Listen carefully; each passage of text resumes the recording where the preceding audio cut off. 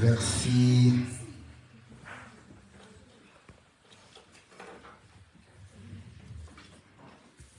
8. Proverbe 10. Nous commençons au verset 8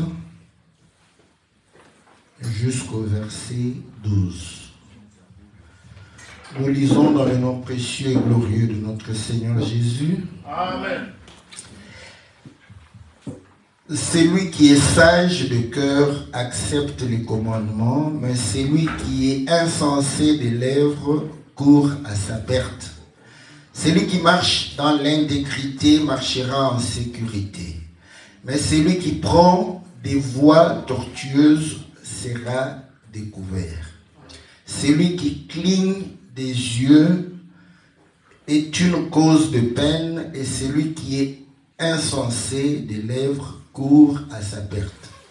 La bouche du juste est une source de vie, mais la violence couvre la bouche des méchants. La haine excite des querelles, mais l'amour couvre toutes les fautes. Amen. Amen. Que Dieu bénisse la lecture de la parole. Amen. Nous croyons, comme nous l'avons déjà dit, nous le répétons, et nous croyons aussi que dans les sagesses anciennes, les proverbes, c'est comme un dépôt de sagesse. Et même les hommes, au lieu de communiquer la sagesse de manière simple, ils les mettent en proverbes, ils les mettent en parabole. Il faut se poser la question, pourquoi ils ont fait cela?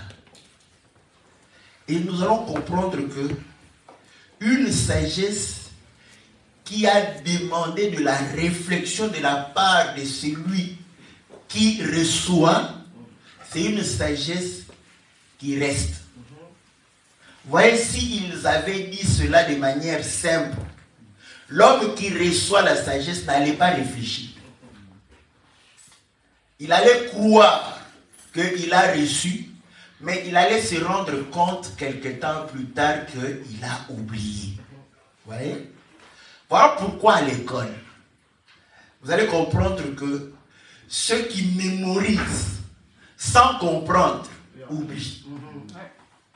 Mais ceux qui comprennent retiennent. Malheureusement, même les enseignants ne savent pas aider les enfants. Ils leur demandent de retenir sans comprendre. Voilà pourquoi vous allez voir un enfant en train de faire sa récitation. Dès qu'il est bloqué quelque part, c'est fini. C'est la honte de l'école, de la classe et du maître. Surtout si on a reçu une autorité. On lui a dit, voilà les textes que tu vas dire. Mais si l'enfant comprend les textes qu'il va dire, il peut arriver quelque part, sa mémoire le trahit. Mais comme il a compris ce qu'il devrait dire, il va le dire avec ses mots. À ce moment, vous allez comprendre que la chose qu'il va sortir ne vient plus d'ailleurs, mais ça vient de lui-même. Est-ce que vous voyez? C'est ça la conversion. Vous voyez, beaucoup de chrétiens ne sont pas, ils connaissent les versets bibliques, mais ils les connaissent sans réfléchir. Ils savent simplement que la Bible dit que Jésus pleura. Mais comme ils n'ont pas réfléchi, ils croient que Jésus a pleuré comme l'enfant pleure quand on le chicote. Or, c'est différent. Jésus pleurait. Mais quand on l'a chicoté, il n'a pas pleuré. Mais ton enfant, quand tu le chicotes, c'est là où il pleure. Donc, il faut que tu puisses raisonner, réfléchir, pour que tu puisses comprendre que non, si Jésus pleure, c'est qu'il y a quelque chose qu'il veut nous communiquer. Voilà pourquoi vous allez voir que nos ancêtres, avait compris que si l'enfant ne réfléchit pas, il ne va pas retenir. Voilà pourquoi ils ont pris les choses qui étaient importantes pour l'enfant. On les prend, on les met dans un proverbe. Pour dire à l'enfant simplement que donne-moi la chicoine.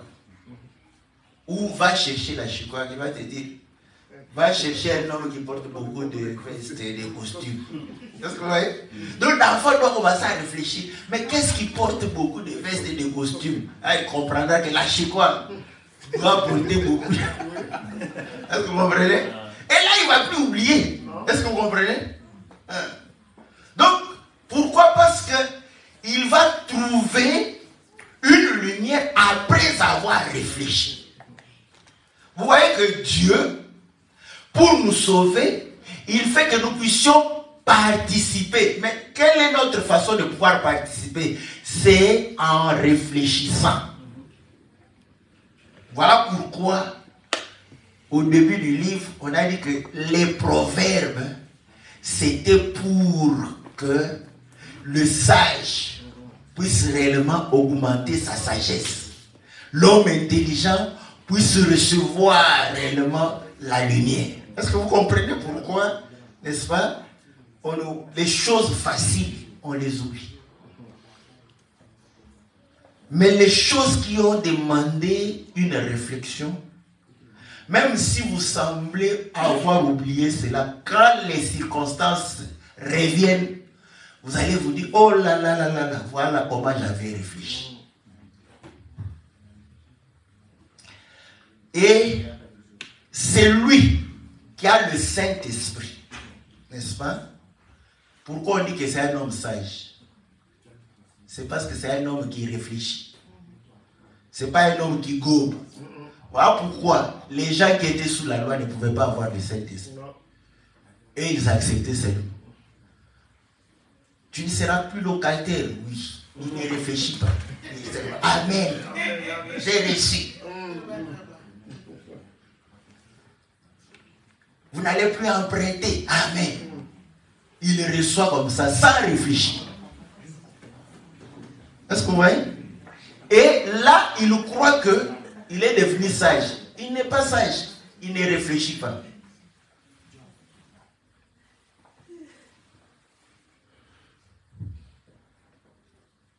Parce que quand tu commences à réfléchir, tu vas te dire, je suis locataire. Ok. Bon, maintenant, les propriétaires qui sont avec nous, eux ne sont pas bénis. Et en plus, on va comprendre que non, nous portons un corps, mais qui n'est pas le nôtre. N'est-ce pas que quand tu es bailleur, ton locataire commence à te donner des ordres? N'est-ce pas que tu risques de les chasser? Hein? L'Écriture dit que votre corps ne vous appartient plus. Vous voyez que c'est bon d'être locataire. N'est-ce pas? Votre corps ne vous appartient plus. Mais le corps appartient à Dieu. Voilà pourquoi tu ne peux pas faire n'importe quoi. Tu n'as pas de décision. Tu ne peux pas changer la maison d'autrui comme ça. Tu viens, oh non, cette porte ici ne me plaît plus. Va demander le bailleur. Est-ce que vous voyez? Mais quand on dit que tu ne seras pas locataire, tu dis Amen, Amen, Amen. Hein? Amen. Là, tu comprends que non, le bailleur m'a tourmenté. Quand quelqu'un dit Amen comme ça, comprenez qu'il a des problèmes avec le bailleur. Il veut se débarrasser de ces problèmes-là. Mais tu cherches des problèmes avec ton vrai bailleur. Le propriétaire de ton corps. En amenant ce corps, n'est-ce pas, dans des boîtes de nuit, tu cherches des problèmes.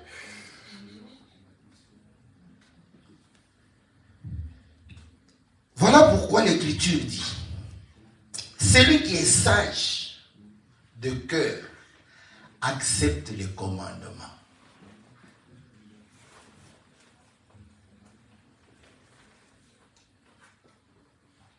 Pourquoi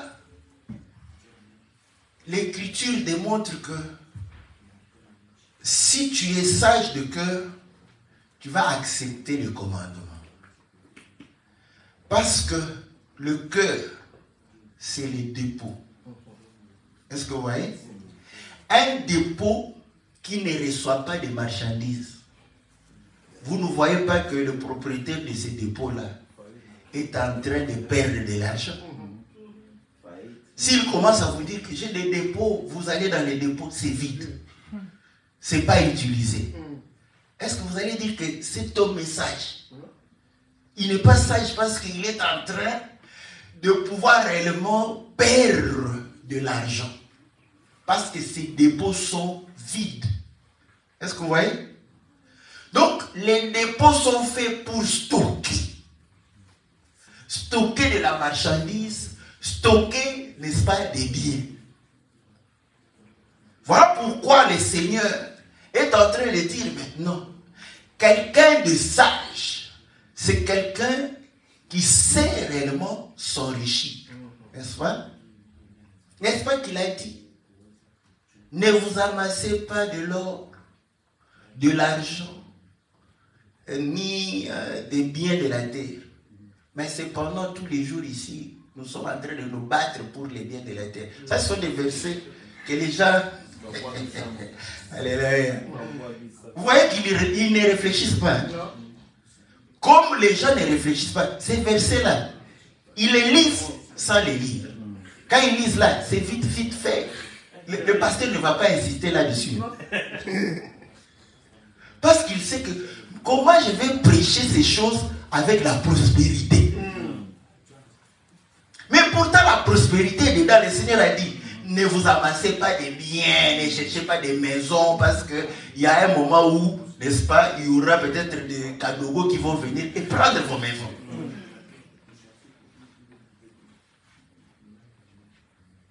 Mais il dit, amassez-vous des trésors dans les lieux célestes. Donc il parle de la prospérité. Voilà. Et c'est là où il veut nous amener pour comprendre ta vie. Quel est le sens que tu donnes à ta vie?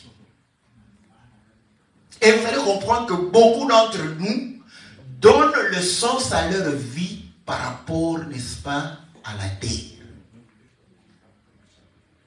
Parce que tu vas réfléchir que non, je veux être bien sur cette terre, je veux ne pas manquer, oui, nous tous nous voulons. Mais est-ce que la valeur d'un homme dépend des biens qu'il va avoir? Donc il y a vie et vie. Et c'est là où nous comprenons que vivre selon Dieu, c'est différent de vivre selon les hommes.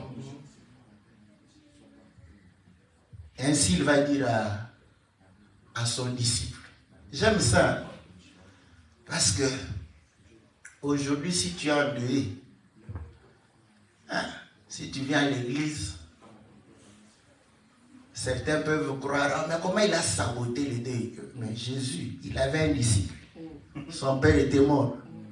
Il a dit, Seigneur, laisse-moi aller enterrer mon père. Jésus qui est amour. Jésus qui aime les gens. Jésus dit, ah, ton père est mort. Même pas condoléances, mais condoléances. Mais que moi, je ne te souhaite pas mes condoléances, maintenant que tu as perdu un être cher. Dans ton calendrier, tu notes mitif, grief, ce jour ici. J'ai été éprouvé. Le pasteur ne m'a même pas appelé pour me consoler. Tu notes ça.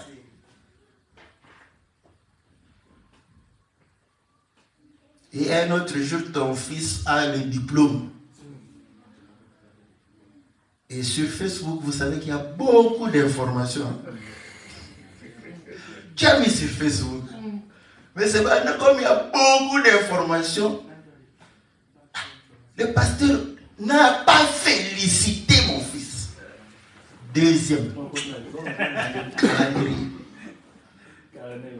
Est-ce que vous voyez? Le Seigneur n'a pas même dit mes condoléances, tu vois, courage, c'est la voix de tout le monde, tout ça. Le Seigneur dit, toi tu vas aller où? Laissez les morts enterrer les morts. Ah, Dieu est bon. Jésus est amour, hein? Oui. Politiquement correct. Quand moi je le fais, moi, ce sont des motifs. Mais maintenant, Jésus l'a fait. Tu ne le condamnes pas, pourquoi? Parce que tu sais, quand tu vas le condamner, tout le monde va dire, tu as condamné Jésus. Vraiment. Ça devrait nous interpeller pour que nous puissions réfléchir. Et c'est là où le Seigneur va pouvoir lui dire, vous voyez, les morts sont en train d'enterrer leurs morts. Donc il y a un mort et il y a des vivants, mais qui sont morts. Voilà pourquoi Paul le dit.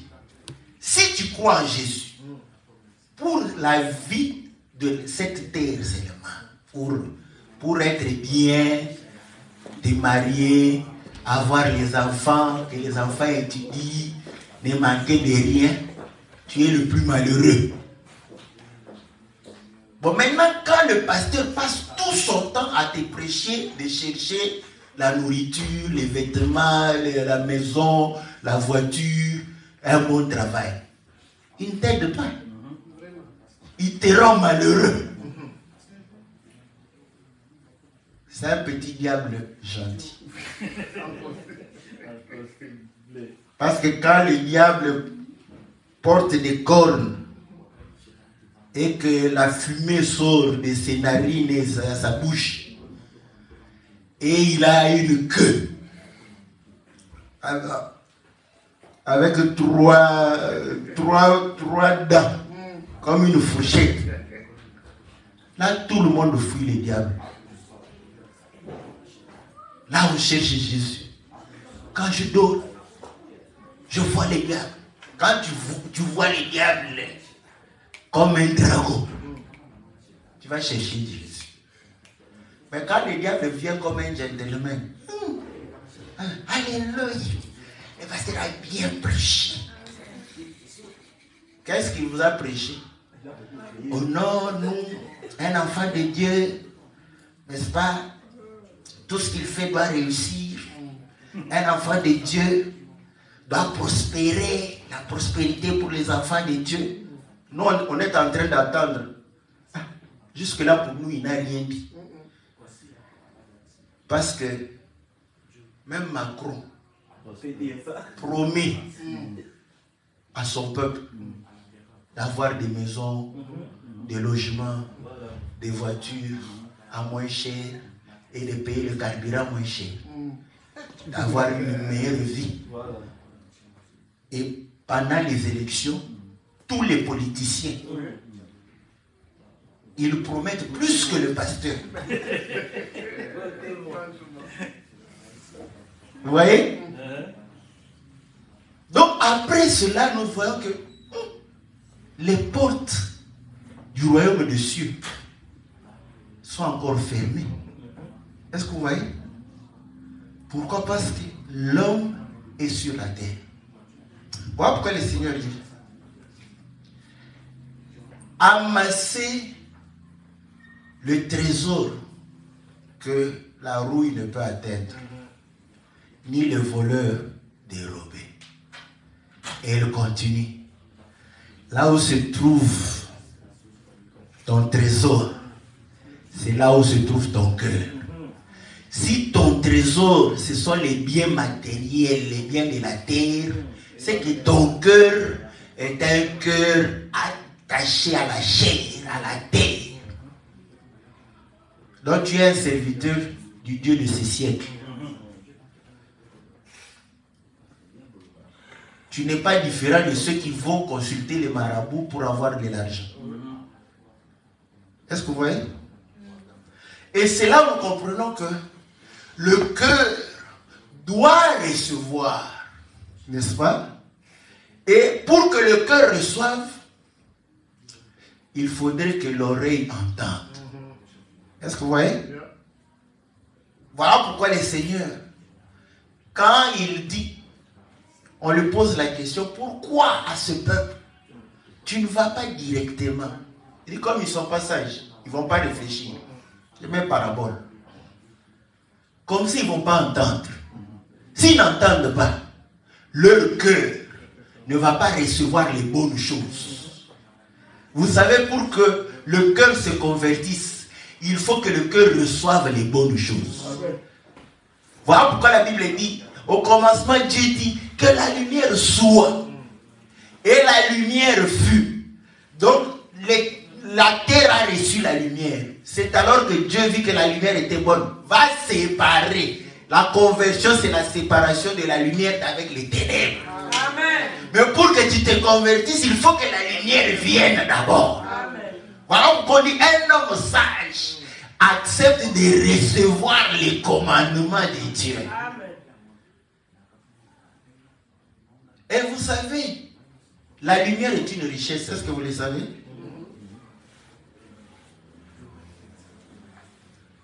Parce qu'avec la lumière, tu vas travailler. Le Seigneur dit, la nuit vient où personne ne peut travailler. Vous savez que dans le noir, personne ne peut travailler. Tu ne sauras pas. Donc, pour travailler, il faut que la lumière soit. Est-ce que vous voyez? Donc, la lumière, c'est la source des bénédictions. Parce que c'est le travail qui procure des richesses. Mais comment peux-tu travailler dans l'éternel? Dieu n'a jamais travaillé dans l'éternel, même lui. Vous voyez, la terre était informe. Pour commencer à travailler, il a dit que la lumière soit. Quand il a vu que la lumière était bonne, il est venu séparer, travailler, séparer la lumière d'avec les ténèbres. Et il appela la lumière jour. Et le jour se détermine en temps. Voilà pourquoi les hommes, eux, ce n'est que le temps où ils trouvent que. Il dit le temps c'est de l'argent. Mais nous disons la lumière c'est de l'argent. Est-ce que vous voyez? Voilà pourquoi si tu as la lumière aussi dans ta tête, est-ce que vous voyez? Ceux qui font l'argent, c'est ceux qui ont la lumière dans la tête, non? Parce qu'ils trouvent, si je fais ça, j'aurai l'argent. Est-ce que vous voyez? Parce qu'il a eu la lumière. Et si tu veux gagner de l'argent, je vais te donner le... Vous voyez ce que j'ai. Tu vas prospérer, tu vas prospérer. Ils ne disent pas comment. Moi, je te dis comment. Quand tu es dans une société, quand eux se lèvent pour brosser les dents, se laver, courir, toi reste calme. Tu réfléchis, tu comptes le nombre de ceux qui sont autour de toi. Après, tu te dis, comment je peux gagner 1 euro sur la tête de chacun d'eux? C'est comme ça que tu auras l'argent. Parce que si tu trouves la réponse, tu auras l'argent. Est-ce que vous comprenez? Parce que les gens ne réfléchissent pas. Il faut réfléchir. Comment je peux gagner de l'argent sur la tête de tous ces gens ici? Dès que Dieu te donne la lumière, bah, tu as l'argent. Est-ce que vous comprenez? C'est comme ça que les gens gagnent de l'argent. Parce qu'ils réfléchissent comment gagner de l'argent. Et quand la lumière vient, c'est alors qu'ils gagnent de l'argent. Donc vous allez comprendre que celui qui est sage reçoit d'abord. N'est-ce pas? Et quand il reçoit, c'est alors qu'il va jouir. N'est-ce pas? Et un homme sage de cœur reçoit les commandements de la part de Dieu. Car la parole de Dieu, c'est une richesse. Voilà pourquoi la Bible dit, toutes les richesses que nous voyons viennent de la parole. Est-ce que vous voyez? Cela vient de la parole. Et comment une tête est bien faite? C'est une tête qui reçoit les instructions. Voilà pourquoi vous allez comprendre que ceux qui ont investi dans la connaissance, leur sol, sous-sol, a combien de richesses? Nous, qui ne réfléchissons pas, nous marchons sur l'or et les diamants. Mais comme on ne réfléchit pas, on est pauvre. Ceux qui n'ont rien, mais qui ont réfléchi, ils sont riches. Donc la richesse, c'est quoi? C'est une tête bien faite. Une tête qui a la connaissance. Mais si on te dit que si tu as la connaissance de la parole de Dieu, tu es riche, tu n'acceptes pas. Tu n'acceptes pas. Tu seras dominé comme le tiers-monde est dominé. Et est-ce que j'ai l'espoir vraiment qu'ils vont... Moi, je crois, c'est un peu... Je crois que jusqu'à l'avènement du Seigneur, ils resteront dominés par ceux qui réfléchissent.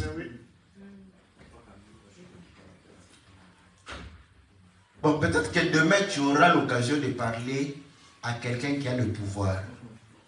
Voilà pourquoi vous allez comprendre que tant qu'on ne réfléchit pas pour transformer les richesses que nous avons, nous resterons pauvres. Tant qu'on réfléchit le ventre, nous allons rester pauvres.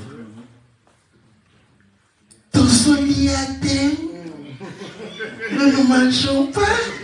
Donc on prend quelqu'un, sa tête est dans son ventre. Et il va avancer. Et il veut dire, oh, mais ce pays ne progresse pas. Mais ça ne progresse pas comme des gens qui réfléchissent comme toi. Parce qu'il y en a, ils sont beaucoup. Au lieu de réfléchir, il réfléchit en fonction de son ventre. On fait quelque chose de bien. Vous savez, ce que j'ai remarqué, quand vous allez dans les pays développés, vous verrez les routes partout. Voilà.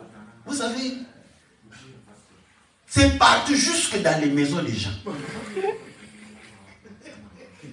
Et vous savez combien ça coûte? Ça coûte beaucoup d'argent. Quelqu'un qui ne raisonne pas, dont la tête est dans son ventre, veut dire, beaucoup d'argent comme ça pour les routes seulement. Tous orientés, on ne mange pas.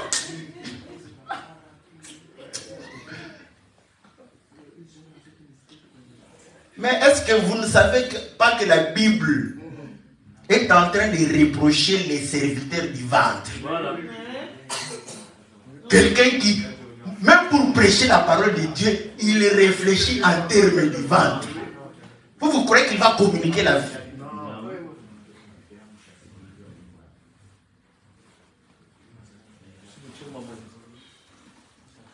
Au lieu de dire d'abord, parce que même dans l'économie, ils ont constaté que il y avait des endroits de production. On fait l'économie, n'est-ce pas? Les endroits de production. Ils ont dit que tant que ces endroits sont isolés, il n'y aura pas une prospérité. C'est comme ça qu'ils ont décidé. Ceux qui font l'économie le savent. Il y a un chapitre sur ça. Ils ont décidé de faire, n'est-ce pas, des infrastructures pour joindre les lieux de production aux lieux de consommation. Ils ont triché dans la Bible. Parce que le Seigneur dit, l'oiseleur vient d'une extrémité. L'oiseau une autre extrémité. Dieu sait que si l'oiseau reste dans son extrémité là-bas et l'oiseleur de ce côté, il n'y aura pas prospérité. Donc il faudrait faire un chemin qui va faire rencontrer l'oiseleur avec l'oiseau. Lisez dans la Bible, c'est écrit noir sur blanc. Dieu fait que l'oiseau puisse prendre un chemin qui va rencontrer le chemin de l'oiseleur pour qu'il y ait consommation. Là, quand l'oiseleur voit s'il est un maître, un bon sniper, l'oiseau, n'est-ce pas? Ou bien il met le filet. C'est comme ça que Dieu fait. Parce que si chacun reste dans son coin, vous ne pourrez pas vous développer. Mais tu vas voir quelqu'un comme ça. Non, on va manger la route. Oh Seigneur Jésus.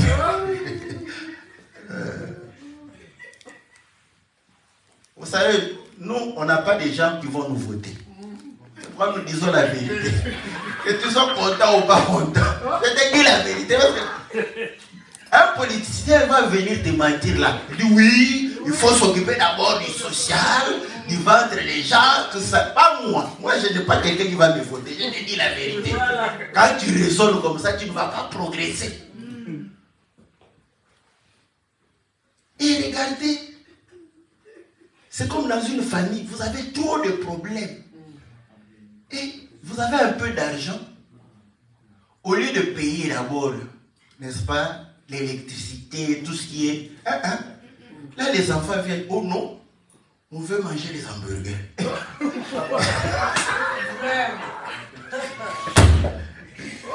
Tout ça pourquoi? Parce qu'ils ont vu que non, il y a eu un peu plus d'argent. Vous voyez comment les gens, ils ont un budget, quand ça augmente, au lieu de continuer à se sacrifier pour qu'on investisse, qu'on plante, non, augmentez-nous les salaires. Mais si on prend cet argent, on augmente vos salaires, vous allez gagner comment? Le pays va produire comment? Et comme ça, les gens font des grèves, au lieu que quelqu'un leur dise la vérité, que vous êtes des égoïstes, vous. Parce que vous êtes fonctionnaire de l'État. Vous voulez cet argent, au lieu qu'on investisse pour tout le monde, non, on doit augmenter vos salaires. Et c'est comme ça qu'on reste. Les impôts, vous ne voulez même pas payer. Donc vous allez comprendre que quand le cœur est attaché au bien matériel, vous voyez même sur le plan social, ça ne va pas. Il faut que nos cœurs soient détachés des choses de la terre. Pour que nous puissions avoir plus de paroles concernant le royaume des cieux. C'est ainsi que nous allons plus nous enrichir par rapport, n'est-ce pas, à la bonté de Dieu. Et si vous êtes des hommes bien, vous serez aussi utiles pour cette terre ici. Vous serez une bénédiction.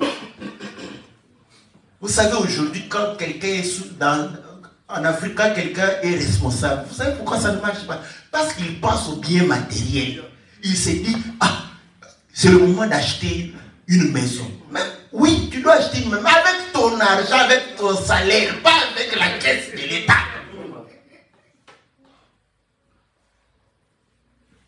On les condamne pourquoi? Vous savez que beaucoup de chrétiens, ce sont des chrétiens aventuriers. Parce que c'est le pasteur qui a mis en lui la cupidité. Déjà, il entend qu'il faut prospérer, il faut avoir des maisons. Quand il est PDG, vous voyez qu'est-ce qu'il va faire? Il va acheter des maisons. Et avec l'argent de qui? L'argent de l'entreprise. Vous voyez comment les pasteurs contribuent à ruiner le pays? Parce qu'ils attachent le cœur des gens au bien matériel. Parce que si on pouvait se contenter de ce que le Seigneur nous donne, dans les postes de responsabilité, d'abord quand tu es PDG, tu as beaucoup d'argent. Avec ton salaire, tu peux vivre. Mais la cupidité, c'est vouloir vivre au-delà de ses moyens. Mais tu vas le voir à l'église et donner la dîme de l'argent qu'il a volé.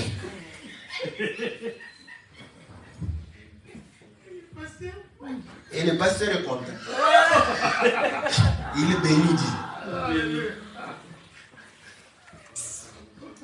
Parce que leur cœur ne veut pas recevoir le commandement de Dieu. Mais celui qui est insensé des lèvres court à sa perte. Oui, je l'avais dit la fois passée. J'aime les policiers. Quand ils t'arrêtent, ils connaissent ce verset. Quand ils t'arrêtent, il te dit, vous avez le droit de garder le silence. En gardant le silence, vous pouvez paraître sage. Mais quand vous parlez, tout ce que vous dites pourra être retenu contre vous-même. Donc quand un insensé commence à parler comme ça, le policier entend tout, enregistre. Et quand il sera, on met encore à ta charge toutes les paroles insensées qui sont sorties.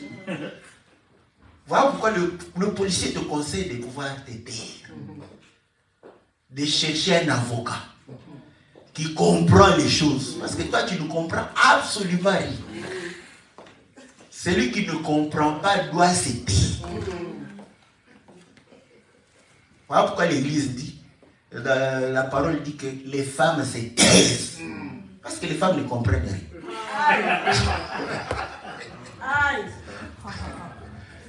Alléluia.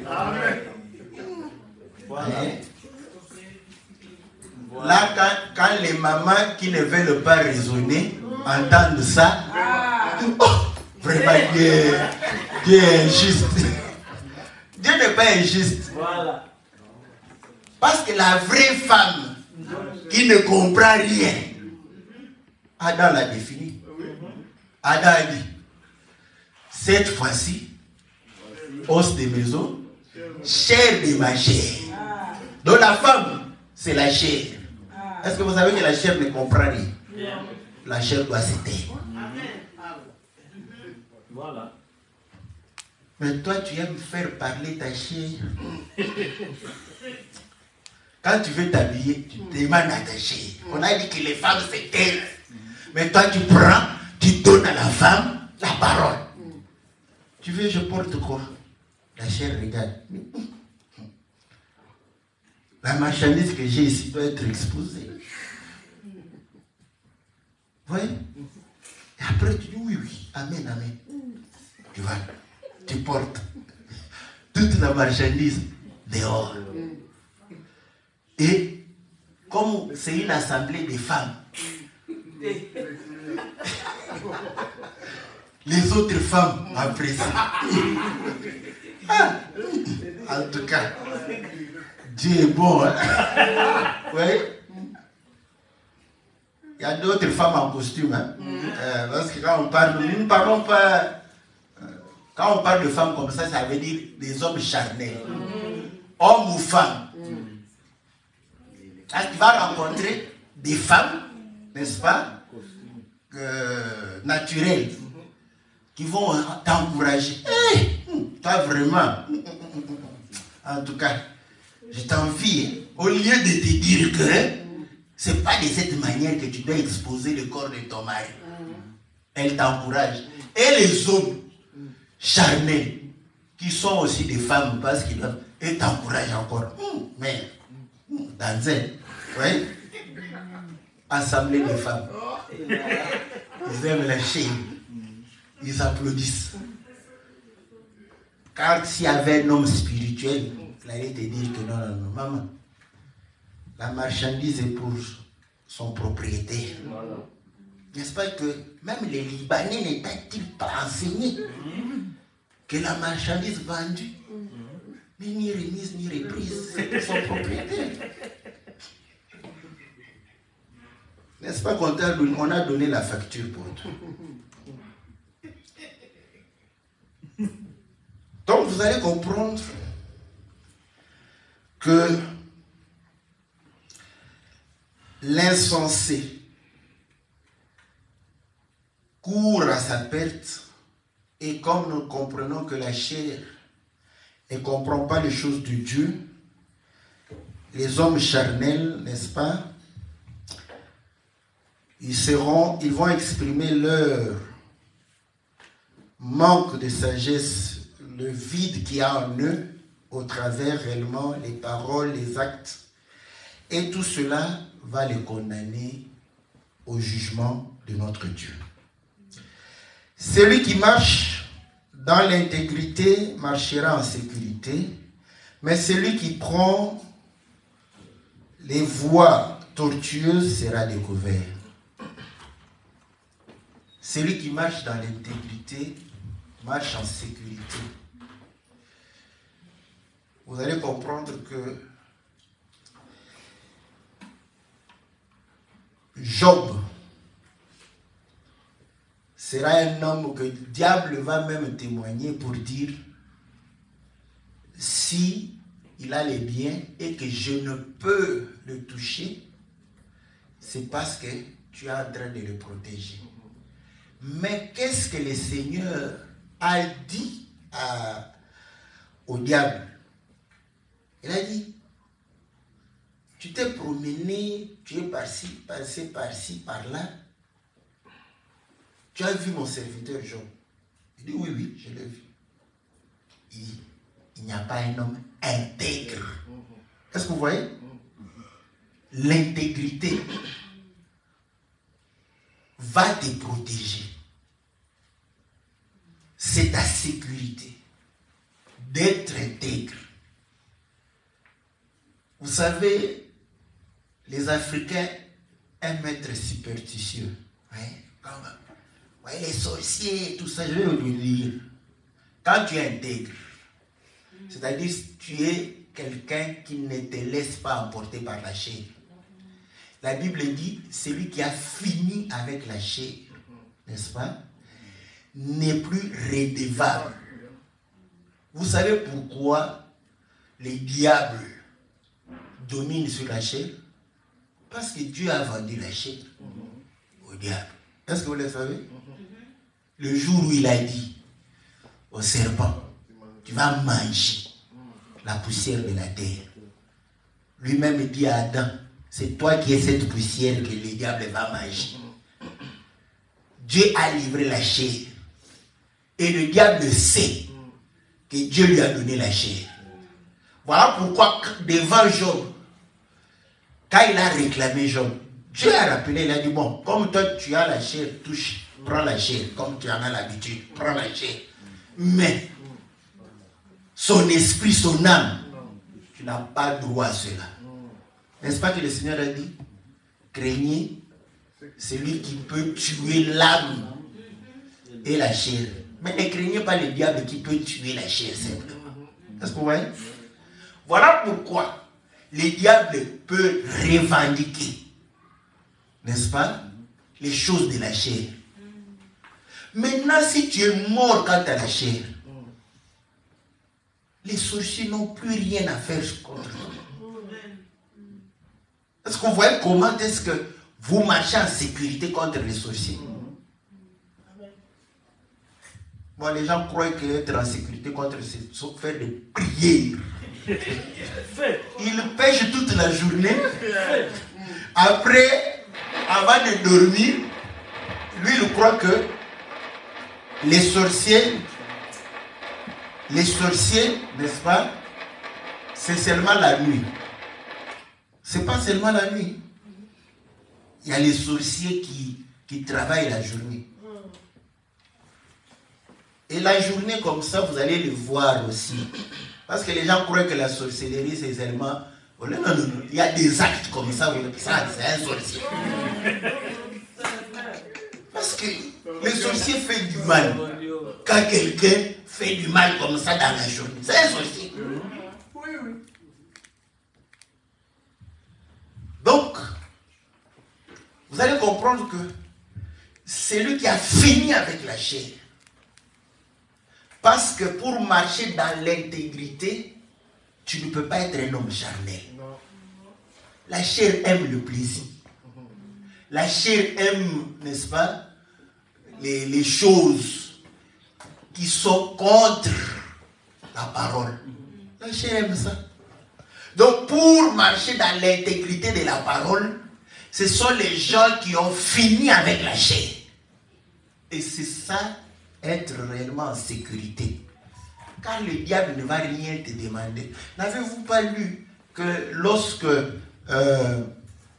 Josué le sacrificateur était devant Dieu, le diable l'a accusé par rapport à quoi?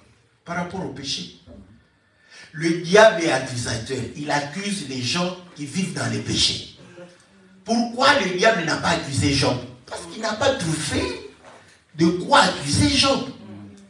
C'est une sécurité. Voilà pourquoi le diable ne s'est même pas préoccupé des gens. Donc il y a deux façons. Si le diable ne se préoccupe pas de toi, tu dois vivre dans l'intégrité. Là, tu es entre les mains du Seigneur. Mais maintenant, si tu es un client acquis, le diable ne va pas s'occuper de toi. Vous le savez? N'est-ce pas que beaucoup de mariés ne font plus d'efforts pour leurs femmes? Vous savez pourquoi? Déjà acquis, non?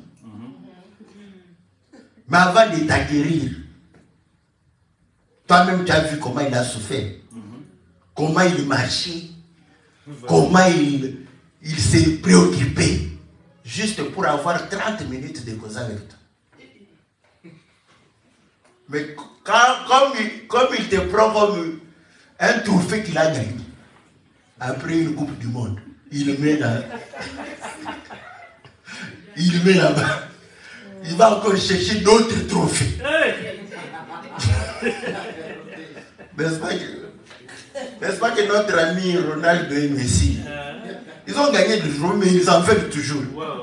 Il y a des hommes comme ça.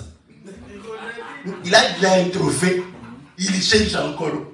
Il veut 5 trophées. Il veut battre les records. Voilà pourquoi vous allez voir que il ne s'occupe plus de toi parce que tu es déjà. C'est aussi un comportement du diable. Est-ce que vous voyez? Quand tu es déjà dans son camp, il regarde, celui-ci je ne veux pas. Lui-même déjà, il remet des choses qui vont amener des problèmes dans sa vie. Donc le diable te laisse tranquille. Toi tu prouves, on te tabasse. Le diable dit, voilà.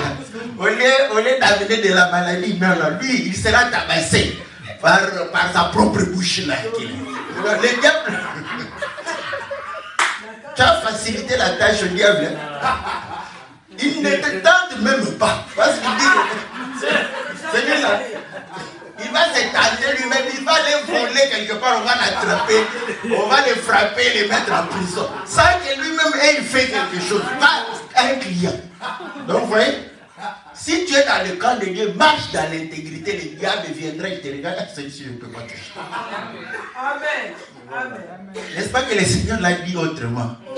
Que celui qui écoute la parole de Dieu et met en pratique, n'est-ce pas? Il bâtit sur le roc. Quand le diable s'élève comme un vent, il ne pourra rien faire parce que tu es en sécurité. Amen. Comme nous le disons, la meilleure prédication, c'est ta vie. La meilleure prédication, c'est ma vie. Parce que si je prêche et je ne vis pas, vous tous, vous allez prendre le même rythme. Loba loba, mais ça va ça. Est-ce que vous allez commencer à beaucoup parler, mais la vie nulle. Est-ce que vous voyez? Mais si vous voyez que non, il y a une vie là-bas, vous allez vouloir avoir cette même vie. C'est ce que le Seigneur a fait. Il n'a pas prêché seulement par la parole, mais par la vie. Et Paul l'a dit, c'est que vous me voyez faire, faites-le. Soyez mes imitateurs comme je le suis de Christ. Quand le pasteur est incapable de dire ça, comprenez que c'est un aventurier. Vraiment. C'est un aventurier. Le pasteur doit être capable de vous dire, imitez-moi. Quand c'est un orgueilleux comme ça, quand vous l'imitez, vous tous vous deviendrez des orgueilleux. Et il aura le problème, parce que entre deux orgueilleux, ça ne marche toujours pas. Vous comprenez? Voilà pourquoi il ne le dit pas. Lui, il est orgueilleux, il sait qu'il est orgueilleux, il ne le dit pas. Parce que s'il le dit, vous allez devenir des orgueilleux. Maintenant, quand il reviendra pour pouvoir vous mater, deux orgueils, ça va barder. Est-ce que vous voyez? Donc, et je crois que dans le livre de Proverbes, n'est-ce pas, nous avions déjà lu cette écriture dans le livre de Proverbes, chapitre 2. Je donne cela comme c'est une écriture que nous avions déjà lue. Ça peut être sous forme de rappel. Verset 7, il dit, alors tu comprendras la justice, l'équité, la droiture, toute route qui mène au bien. Attendez, je vais voir si... Voilà. au verset 7a. Au verset A, j'étais quel verset? Oh, je lisais autre chose. 7a. Il tient en réserve des ressources pour les hommes au droit, un bouclier pour ceux qui marchent dans l'intégrité. Ouais. Amen. Donc, quand tu marches dans l'intégrité, Dieu est ton bouclier. Amen. Or, le bouclier, c'est pour anéantir les traits enflammés de l'ennemi. Donc, c'est là où je dis qu'une prière efficace contre les armes forgées contre vous, c'est marcher dans l'intégrité. Si tu ne marches pas dans l'intégrité, les flèches vont t'atteindre. Tu seras la cible et des sorciers, et des sorciers de la nuit et les sorciers du jour. Parce qu'ils se sont partagés la tâche. Ceux de la nuit volent, ceux du jour vous visitent. Ils viennent dans ta maison et ils commencent à regarder la maison, critiquer. C'est une attaque. Hein? Tu es chez toi à la maison tranquille. Lui, il vient dans ta maison, il commence à critiquer. Il commence à critiquer tout. Tu présentes la nourriture, tu ne sais pas préparer. Au nom de Jésus, que ta sorcellerie quitte. Est-ce que vous comprenez? Ses collègues vont venir la nuit. Lui, il est venu la journée.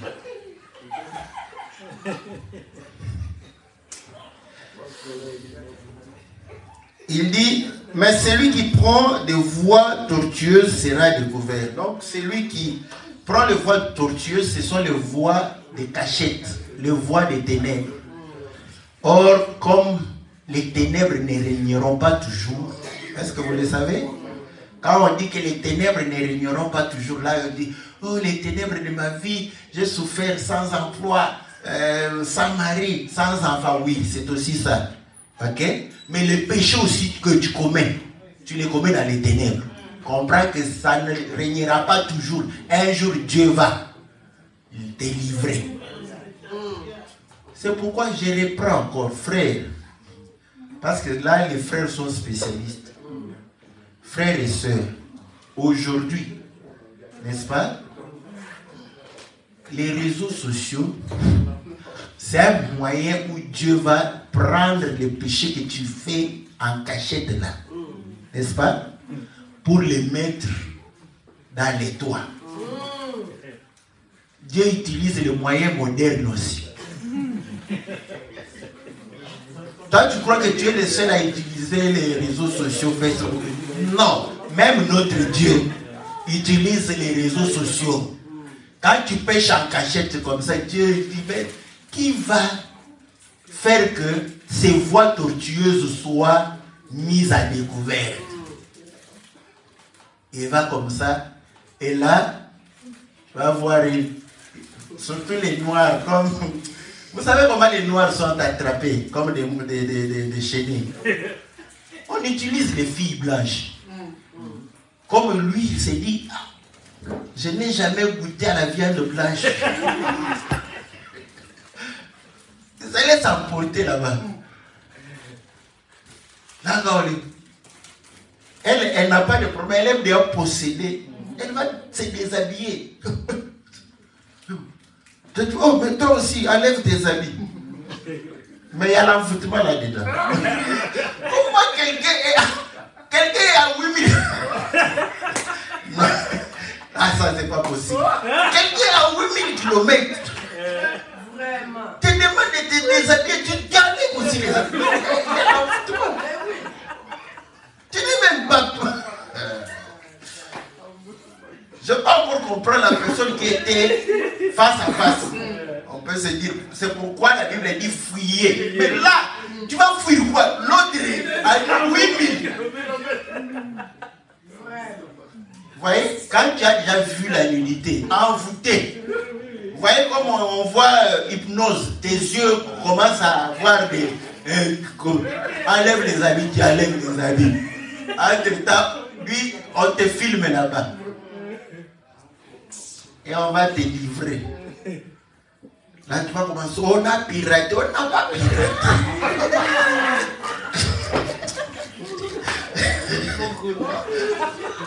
Parce que c'est toi.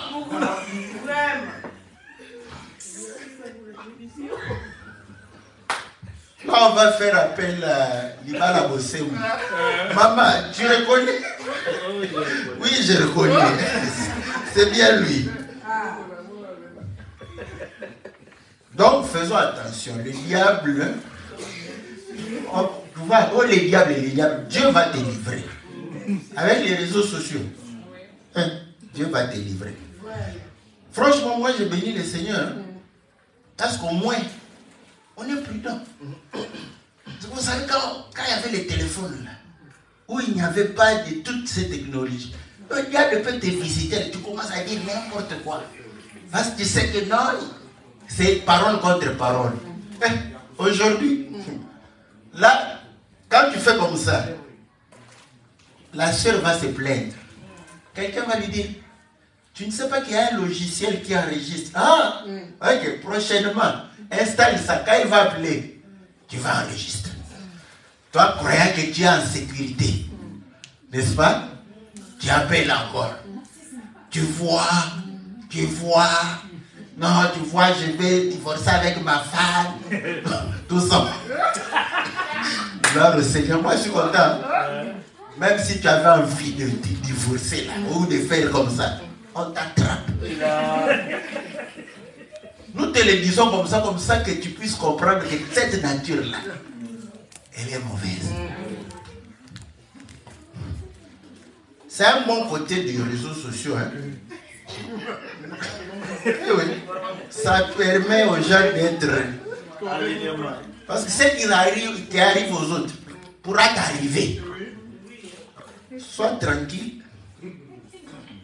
Au lieu de prendre tout ça, de dire toutes ces belles paroles à ta femme, elle sera contente. Elle va bien préparer encore la nourriture qu'il va manger. Non, tu perds le temps avec les gens dans les téléphones. Voilà. On dit, celui qui cligne des yeux est une cause de perte. Celui qui est encensé des lèvres court à sa perte. Cligner des yeux, n'est-ce pas? Ça peut être pris dans un mauvais sens. Je prends l'écriture dans Proverbe 6.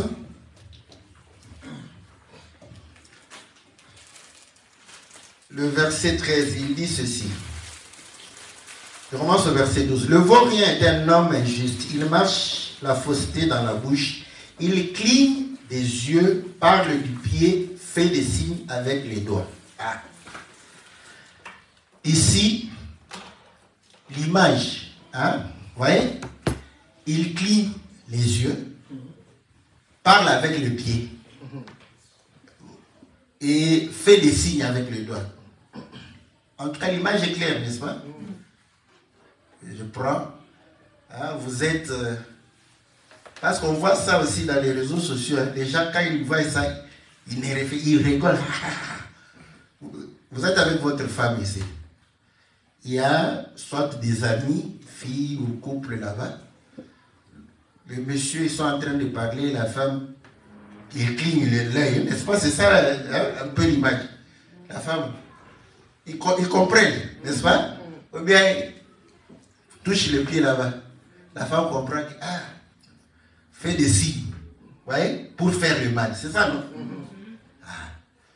Voilà pourquoi vous allez comprendre que celui qui cligne les yeux, c'est pour livrer un secret. Voyez?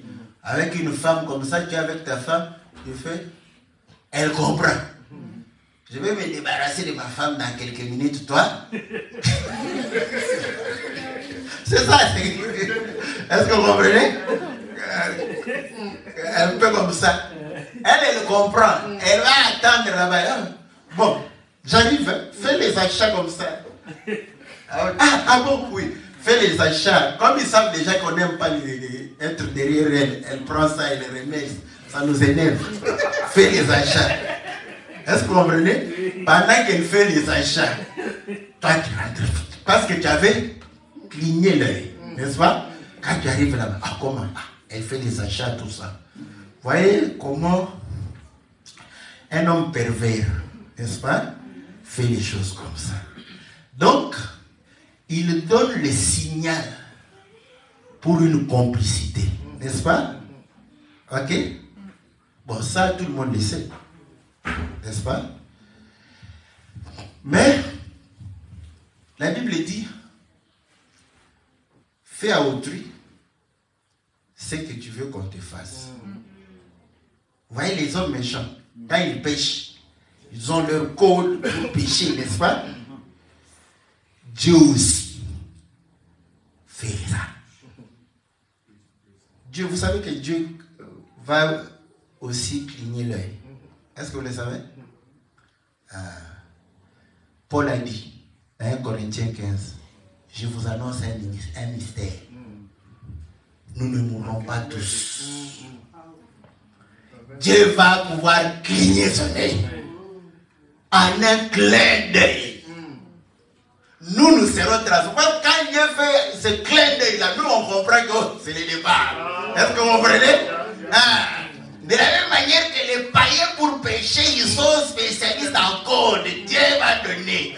Et ce clin d'œil, Paul le dit aussi que c'est la dernière trompette. Est-ce que vous comprenez? Or, la trompette, c'est un signe. Est-ce que vous comprenez? Donc, Dieu va faire les signes. Or, vous allez comprendre que le clin d'œil, il dit que les morts vont ressusciter. Or, l'œil est la lumière. Est-ce que vous comprenez? Et le Seigneur a dit qu'il est la lumière.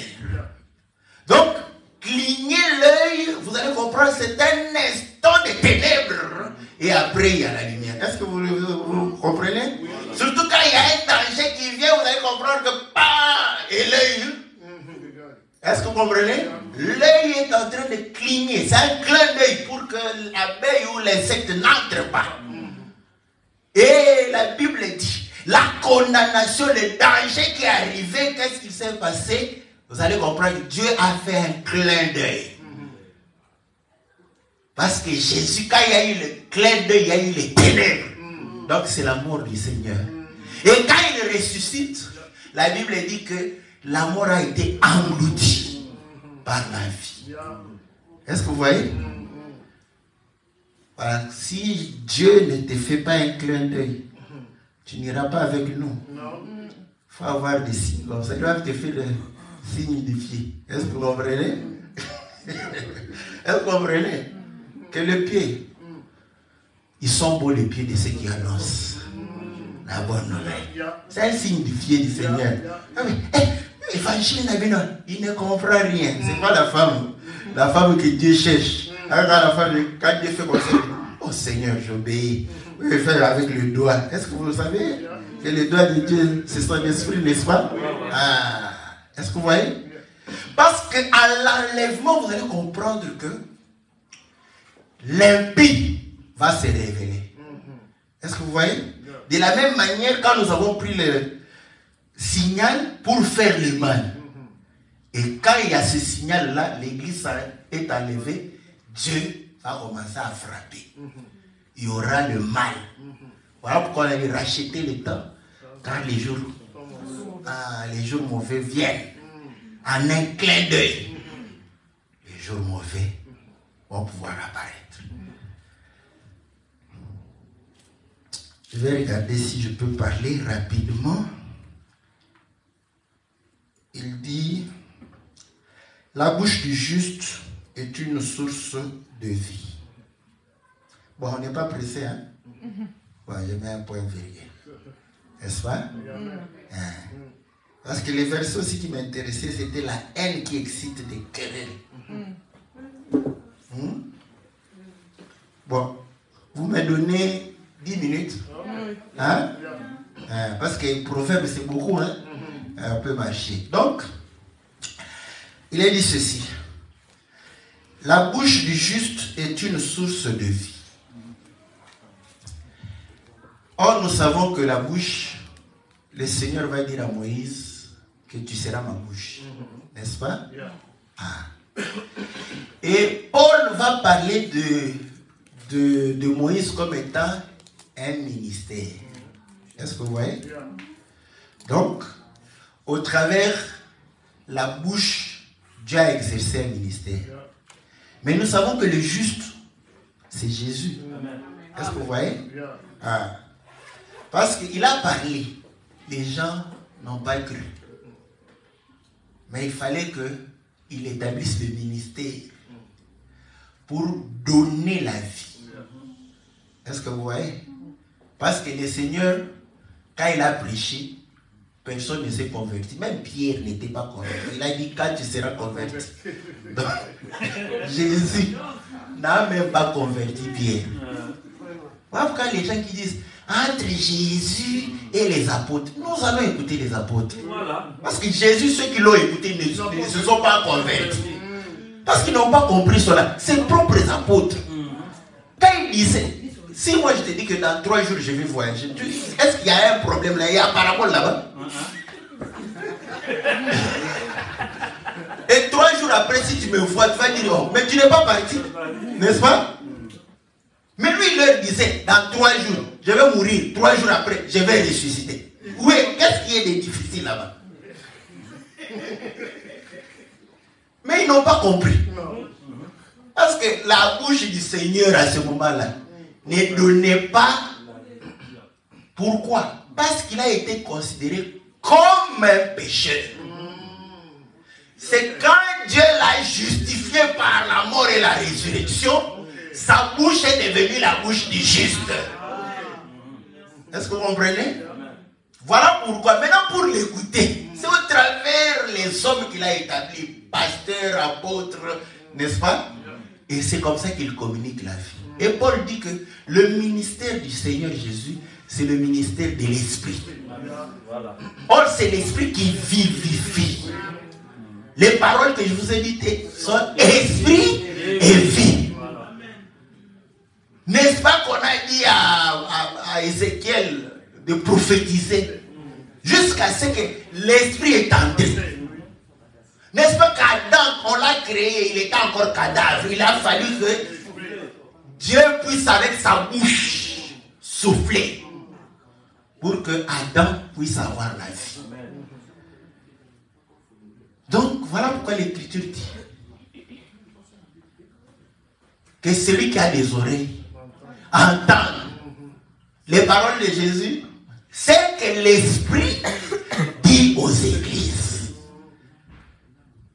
Voilà pourquoi quand tu as le Saint-Esprit, ta bouche doit donner la vie. Car on dit, pour le méchant,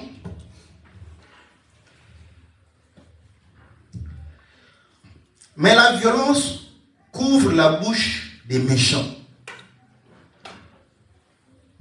Donc le juste donne la vie. Or, pour donner la vie, le Seigneur donne la vie à qui? Aux pécheurs. Mais comment il va donner la vie aux pécheurs? C'est-à-dire que sa bouche justifie. Ce n'est pas une bouche qui condamne. Voilà pourquoi Jacques dit que si nous sommes réellement remplis du Saint-Esprit, notre bouche sera une source d'eau vive. Pas une source d'eau amère qui condamne. Mais quelle attitude nous avons?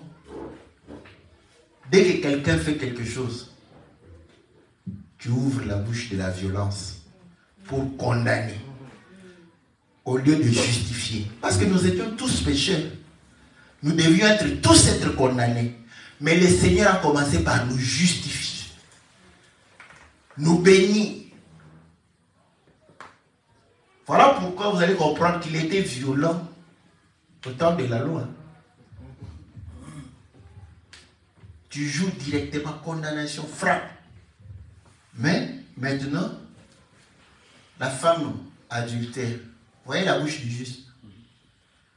Ils sont venus là. Nous devons lapider. Si vous n'avez pas de péché, faites-le. Ils sont partis. Personne ne te condamne. Non. Moi, comme ma bouche est une source de vie, je ne peux te condamner. Va, mais ne pêche plus. Est-ce que vous voyez? Donc quand on trouve le frère dans le péché, nous devons l'exhorter au lieu de le condamner. Le conseiller et lui dire comme le Seigneur, va, mais ne pêche plus. Au lieu de dire que non, va, mais tu vois, un enfant de Dieu, parfois, il peut... Non, un enfant de Dieu ne pêche pas. C'est ce que le Seigneur ne pêche plus. Est-ce que vous voyez? Mais aujourd'hui, vous allez voir que certains veulent nous comprendre que ce n'est pas une bouche qui donne la vie. C'est une bouche qui condamne. Vous qui et nous qui. Mais tu vas voir des gens comme ça, des premiers pécheurs. Moi j'ai des thermomètres comme ça. Quand je vois les choses de Dieu, quand quelqu'un n'est pas humble, je sais déjà, je n'ai pas besoin de rêver, d'avoir, je sais déjà que c'est un pécheur. Parce que si quelqu'un est pécheur, il va compatir. Un pécheur, bon, je vais changer. Si quelqu'un est sujet à la faiblesse et prie le Seigneur, a compassion de ceux qui pêchent. Quand tu vois quelqu'un qui prie le Seigneur comme ça, nous, c'est un péché. Je n'ai pas besoin, je vous le dis, je n'ai pas besoin de rêver. Je sais. Le jour où vous allez l'attraper, moi je savais déjà. vous attendez de l'attraper, moi je sais déjà. Parce que ce n'est pas la nature d'un enfant de Dieu. C'est un péché. Il veut cacher sa mauvaise vie en voulant vous faire croire qu'il vit la parole. Quand tu vis la parole, tu vis la parole. Est-ce qu'il y a son orgueil? Tu respires, tu viens. Voyez-moi, je respire. C'est normal que tu respires. Tu veux nous faire voir. Tout le monde respire. Si tu ne respires pas, tu vas mourir. Parce que tu respires. C'est tout. Quand nous avons des problèmes de respirer, tu vas voir, on va nous donner des gaz. On va porter. Là, tu comprends que nous avons des difficultés de respirer. Tu respires, on respire aussi.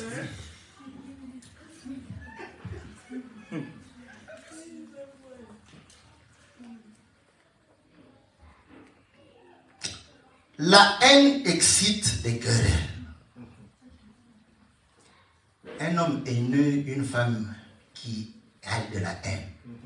Vous allez comprendre que dès que quelqu'un fait quelque chose, on doit parler, non? Qu'est-ce qu'il croit? C'est comme ça qu'elle marche comme ça tous les jours. Elle veut montrer quoi? Vous voyez comment elle dandine. Vous voyez, c'est ça. Quand quelqu'un a la haine, vous voyez, elle va exciter les querelles. Elle va chercher, n'est-ce pas, à voir, critiquer, ne pas apprécier. Dès que tu fais que, surtout quand tu es en faute, c'est là où il profite. Est-ce que vous voyez? Parce que quand tu es en faute, sa haine a une couverture. C'est ta faute. C'est quand tu n'es pas en faute où on voit sa haine. Parce qu'on regarde, mais tu n'as rien à lui reprocher. Pourquoi? Vous voyez? Lorsque tu es juste, la haine de quelqu'un est mise à nu. Mais quand tu marches dans des voies obscures, la haine de quelqu'un est cachée. C'est comme la discrimination du policier. Tu es en faute. S'il est un policier qui discrimine, c'est la loi. Il a la couverture. Est-ce que vous comprenez? Mais si tu n'as pas de faute, c'est là où on trouve. Ah, mais ça, c'est de la discrimination. Est-ce que vous comprenez? Est-ce que vous savez que Dieu a la haine aussi? N'est-ce pas? Demandez à Esaü. J'ai haï Esaü. Voilà.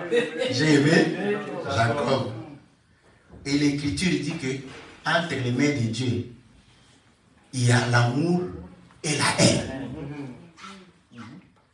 Bon, quand Dieu a la haine, il doit exciter aussi les querelles, non? C'est ça, non? Parce que si moi j'ai la haine, je vais exciter les querelles. Donc quand Dieu a la haine, il doit exciter les querelles. Vous savez qu'un jour, Jacob était tout tranquille dans sa tente. Hein? Dieu est venu. Et la bagarre a commencé. Est-ce que vous comprenez? Voilà. C'est Dieu qui a excité. Qu'est-ce que Jacob avait fait? Dieu vient directement. Avant la bagarre, il y a toujours querelle. Voilà. Parce que la bagarre ne commence pas comme ça. Il commence, mais qu'est-ce que tu crois? Un coup de tête, pas. Ça commence. Est-ce que vous comprenez? Ah. Mais la Bible dit que Dieu a la haine du péché. Donc, c'est normal. Quand tu es dans le péché, tu veux quoi? Dieu a la haine du péché. C'est là où les querelles vont commencer. Demandez à Adam. Il était bien avec Dieu. Tant qu'il le respectait. Quand il a péché, querelle ici. Toi, tu vas chasser ta femme sans discussion. Prends tes histoires par. Avant sa querelle. Est-ce que vous comprenez? Donc Dieu a querellé avec Adam. Mais qu'est-ce qui t'a appris? Tout ça, tu vois? Dehors. Est-ce que vous comprenez? Parce que Dieu a la haine du péché. Voilà, quand tu vis dans le péché, tu auras des querelles avec Dieu. Dieu va se quereller avec toi.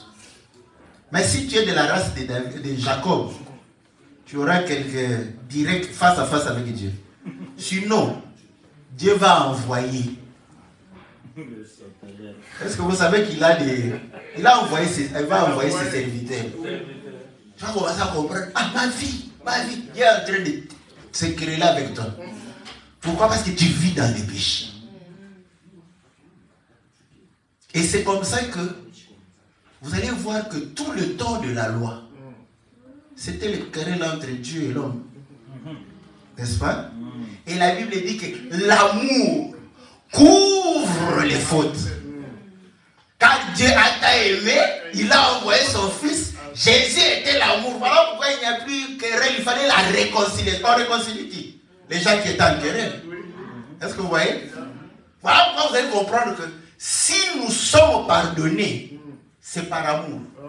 Pas par nos propres, parce qu'on est juste. Non, parce que quand Dieu avait la haine, c'était la querelle avec l'homme. Mais après, Dieu a compris que tant qu'il y a querelle, il n'y aura pas d'attente. Il faut qu'on puisse aimer. Voilà pourquoi le Seigneur a dit, aimez vos ennemis. Si tu aimes ton ennemi, tu vas chercher la paix. Le jour où tu vas manifester l'amour pour ton ennemi, tu chercheras la paix. Si tu ne manifestes pas la va rester là. Est-ce que vous comprenez? Dieu aussi nous avait laissé dans notre coin. Après, il a dit, comme on a dit, il y a un temps pour tout. Un temps pour s'entendre, un temps pour se quereller. Un temps pour haïr, un temps pour aimer. Est-ce que vous voyez? Et le temps des amours était arrivé.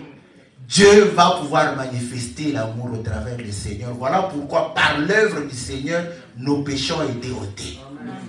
Est-ce que vous voyez? Car entre les mains du Seigneur, il y a l'amour et la haine. Voilà pourquoi vous allez comprendre, quand tu pêches, tu vas voir la haine de Dieu. Au travers même nous. Parce que nous allons te dire que tu pêches. Ils ne m'aiment pas, ils disent toujours contre moi. Nous te disons la vérité. Mais la chair n'aime pas.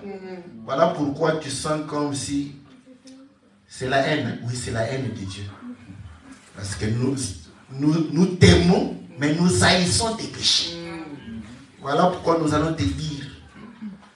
Certains sont doux comme votre pasteur. D'autres, le Seigneur leur a donné la force de Moïse pour vous dire avec beaucoup d'ardeur ce que vous faites là. Donc, et nous croyons que la vie est comme ça. Parce que si tout le monde était doux, en tout cas, les méchants n'allaient pas se convertir. Donc, il faudrait qu'il y ait quelqu'un aussi à côté de nous.